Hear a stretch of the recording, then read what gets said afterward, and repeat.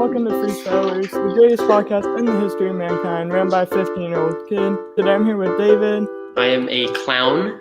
I am an actor, an entertainer in Nashville, Tennessee. What did you want to be when you were younger? Did you always want to be a clown, or? Yeah, ever since I was 4 years old, I wanted to be a clown. So that's really everything I've got in my conscious memory of wanting to be an entertainer. So 4 years old, I already knew. What's your favorite way to start the day? Ooh, to start the day, I'll get up. I will take a shower. Sometimes I'll do a little something exercise-wise in the morning, but that doesn't always happen, and I should get better about that. But take a shower, eat breakfast, and then get out the door. If I stay home, I will not do anything. So get out the door and start working on the day's work somewhere, usually at a coffee shop, but that has been thwarted by the pandemic. I know you're on TikTok, so what's your favorite TikTok that you've created so far? That I've created? Probably one of my first ones, the accountant video. It's a variation of that accountant song that was all over TikTok. I thought that was really fun, and unfortunately it hasn't gotten a lot of love, but hopefully we can change that. Yeah, I think I've seen that one. Yeah, it's a fun one. What's the weirdest question you've ever been asked? Oh gosh, weirdest question I've ever been asked. Can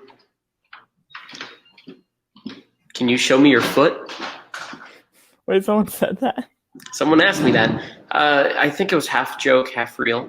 It was on the video about my clown shoes and how big my clown shoes are. But nonetheless, weird question. What is a video that you've made that you didn't expect to go as well as it did?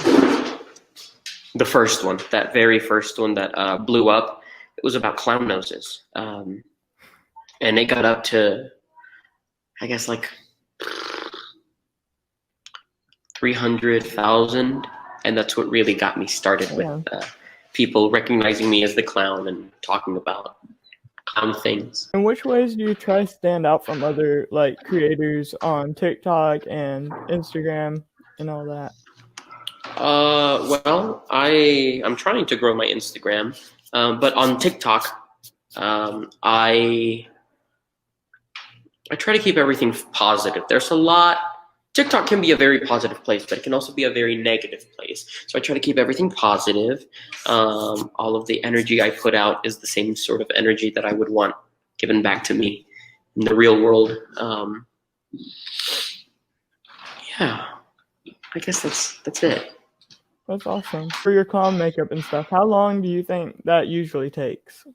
It usually takes about 30, 35-ish minutes when I'm doing it, just to do it. When I'm on lives doing it on TikTok live, doing a stream, it usually takes me a little longer because I've got to pay attention to the screen. I've got to answer questions. I've got to make sure I do everything. Like I can't do my lips as I'm talking because the makeup would get on the top and the bottom where I don't want it to get. Yeah. So that's a little iffy, and I've got to work around that. It's great. I love doing it on live, but it does take a little longer when I do it on a stream. What was your inspiration, or I guess, to become a clown? What made you want to do it? Probably seeing the Ringling Brothers clowns. The Ringling Brothers and Barnum and Bailey was a wonderful circus that is no longer around, but it was one of the biggest circuses in the United States. It was around for 140 some odd years, and but the clowns on Ringling Brothers were incredible, and that was my goal. My goal was to get to Ringling. Unfortunately, that didn't happen, but they still served as my jumping off point to base my look and my style off of them. I loved that circus. Yeah, it was a wonderful, wonderful thing that is sadly no more. Someone asked, what kind of makeup do you use? Oh, what kind of makeup do I use? It's a mix. So I use a lot of Mehron, Mehron. They have a clown white light, Lite, and it's really good for TikTok because it's not too thick. Their clown white can get a little thick just for camera use. Once you get to like person out in the heat or in the circus or where you're going to be very active, that thicker stuff comes into play really nicely. But since I don't need to do that, I use the lighter stuff. And I use one of their cream sticks for my base, my foundation color. And I use a Proface red. Proface is no longer a thing, and I still have a tub of red, and that thing is, I'm going to treasure it as long as I have it. But yeah, that's mainly it. And then I use e.l.f. Cosmetics for the eyeliners, because they're cheap and they're really good. And then I powder everything with baby powder. Do you know any magic tricks? Do I know any magic tricks? I'm a professional magician. Whenever I'm not doing the clowning stuff, I do magic here at a place in Nashville that's a professional magic restaurant speakeasy type of deal. Did you have to be trained to be a clown, or did you teach yourself? So you don't have to be trained to be a clown. You do have to know things to be a clown. And I don't, there's something about the phrase, did you teach yourself, that gives me pause. Because there's a lot of things that you cannot teach yourself. Besides, like, trial and error. There's a lot of things that you can't teach yourself. So just because someone wasn't there to teach me doesn't mean I taught myself. So I learned a lot from books, from the internet, from DVDs. But I did study clowning a lot in order to get to where I am now, and I still have so much to learn, and so I keep studying. What is your clown name?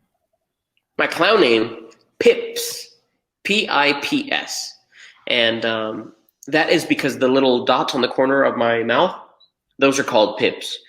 But also, one of my best friends in high school, her childhood nickname was Pips, and I do it in remembrance of her. Not because she's dead or anything, but because I like remembering her. Bill wants to know, how do you fit into that small car? I like to call it Clown Tetris. You figure it out. What are some ways that COVID have affected your career as a clown? Ooh. Well, I haven't done a clown gig in a year, more than a year. So it really hit me hard. I'm also a professional actor in Nashville. So all of the theater work has just been gone. I get together with some friends on Facebook and on the internet, and we'll do readings of shows through some apps and some singing apps for the musicals. But really, that's been all of my creative outlet, because COVID did really shut us down, because that's what I do. I'm an entertainer. And since no one is being entertained during COVID, And some people who inspire you to keep working at what you do, and just are inspiration to you, I guess, in general. Charlie Fry. What an incredible man. He's an incredible magician, incredible juggler, incredible clown. And you can tell how much time he has put into his craft. And it is ridiculous. And that really makes me strive to practice more, to learn more, to do more, or at least refine everything. Where do you work? Do you work for a company, or? So I've got a few agents in town. They have a pool of talent. They've got balloon twisters, clowns, magicians, jugglers, stilt walkers, balloon twisters. I don't know if I said that, but they have their pool of talent, and then people will call them, hey, can you give me a magician for 2 hours on this day? And they'll go, yeah, let me check. And then they'll message people. So I'm one of their balloon twisters, clowns, magicians, jugglers. So whenever they need someone, they'll call me.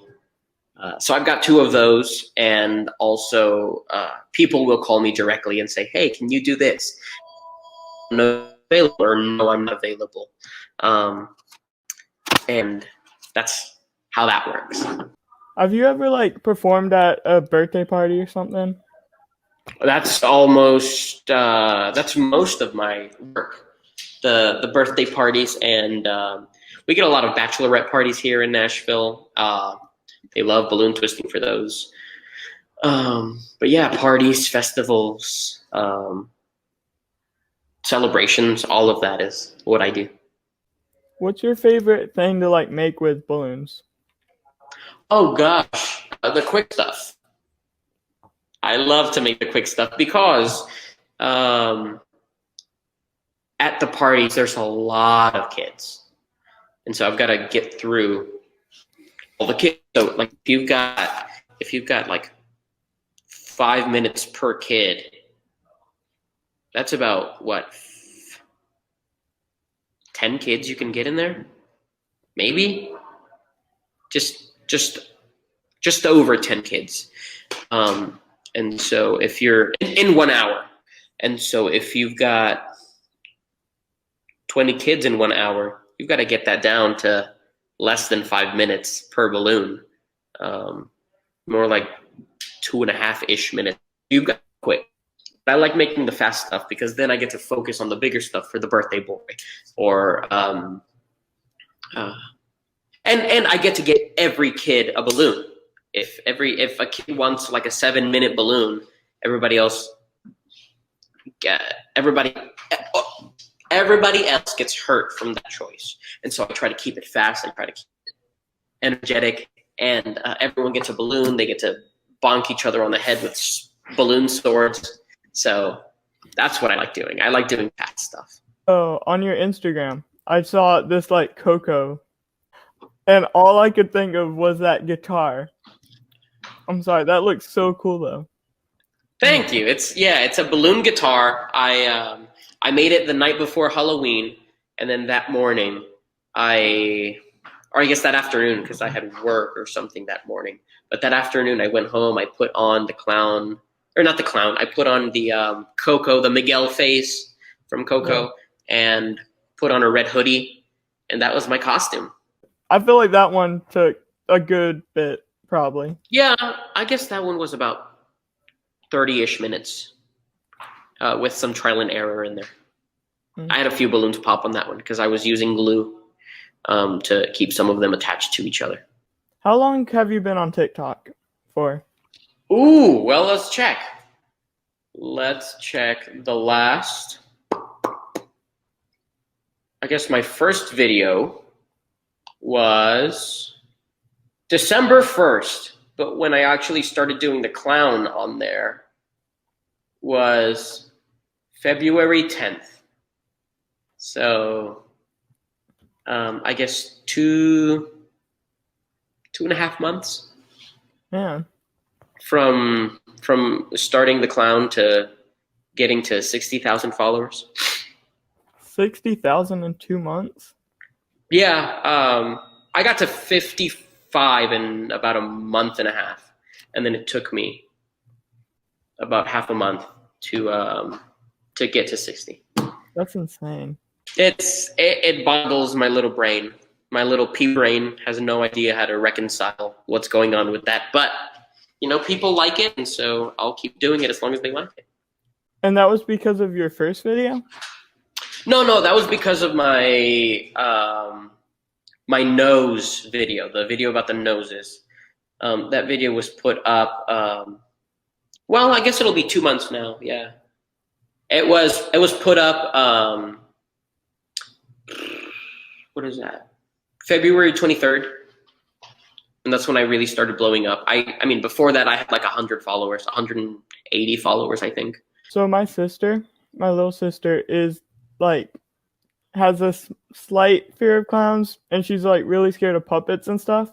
What would you do to like try to ensure, I guess, or try to like make people feel better about that? Not interact. And I know that sounds horrible, but it needs to come from them first to realize that this clown or this puppet is okay. I'll be fine around them. I'll even have fun around them. So what I do at parties is I sort of I pay attention to the kids that do want to interact. And the kids that don't want to interact, that are maybe a little hesitant, a little scared, they'll be standing a little ways away because they're scared, but they'll still be curious and they'll still be looking, and they see all of the kids around me having fun, and they'll sort of be like, oh, okay, yeah, hey, he's fine. He'll be okay. Or I'll be okay around him. And so sometimes they'll sort of meander over and join in the fun. And I've had that happen many times, where I see several scared kids, and then at the end, they're all around me. We're playing with parachutes and we're playing games, and it's really fun. But I would let them make that decision for themselves. Sometimes a parent or something will like push the kids over there to see them, even if they're not sure. What do you try to do, like, if you have to like talk to them and stuff? What do you? I'll put on my stern voice. But No, I get it. I'll put on my stern voice, and I know it's kind of weird thinking of a clown having a stern voice because I'm very energetic. I'm very interactive with the kids. But first of all, I'll talk to them. I'll be like, hey, no, you can see she's a little unsure. The popcorn is right over there. The right next to the balloon twister. Let's get her some popcorn. Let's give her a chance to breathe. We don't want to traumatize them. Mm-hmm. And so that sort of gets it into the parent's mind. Oh, okay, this guy knows what he's doing. But sometimes there are parents that still don't want to listen to that first one, and that's at that point I take the parent aside and I'll talk to them in my own stern voice and tell them that I won't stand for this because that's how you traumatize children, and that is not okay. Thank you for having me, man. Thanks for coming. Yes. Okay. See you next time. Bye.